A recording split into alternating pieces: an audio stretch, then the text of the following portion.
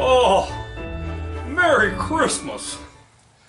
I'd like to take a moment and read to you. I'd like to read "'Twas the Night Before Christmas." You know, this is one of my favorite stories. It tells about something that happened to me a long, long time ago. And I'll never forget when it happened. And it was funny when the guy that read it, or wrote it, it was, his name was Clement Moore. Anyway, let me just read it to you.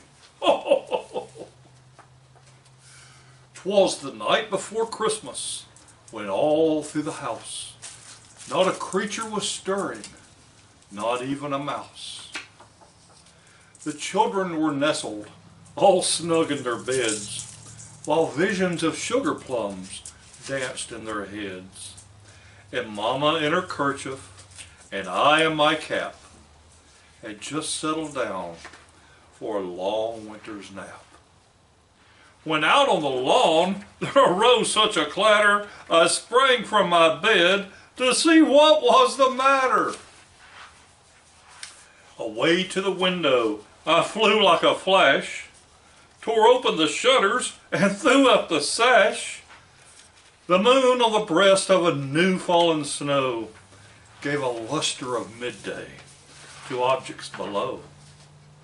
When what to my wondering eyes should appear but a miniature sleigh and 8 tiny reindeer, with a little old driver so lively and quick, I knew in a moment it must be Saint Nick.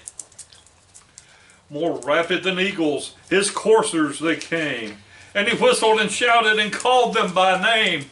Now Dasher, now Dancer, now Prancer and Vixen, on Comet, on Cupid, on Donder and Blitzen.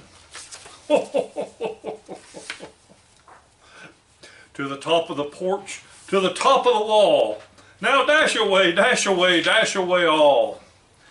As dry leaves before the wild hurricane fly, when they meet with an obstacle, mount to the sky.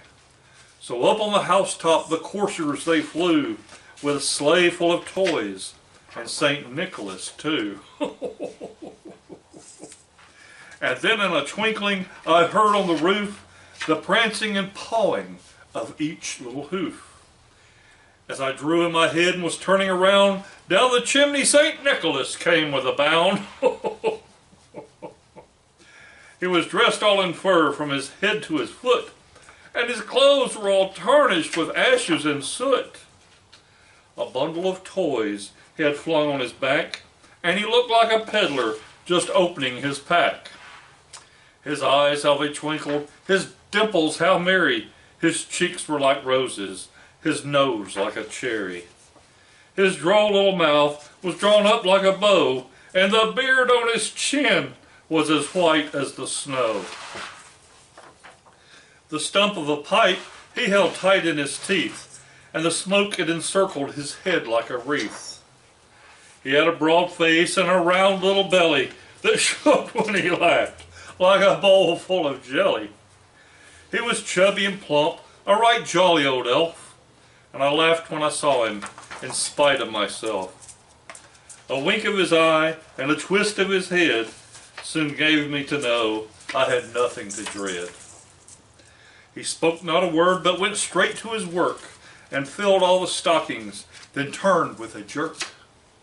And laying his fingers aside of his nose, and giving a nod, up the chimney he rose.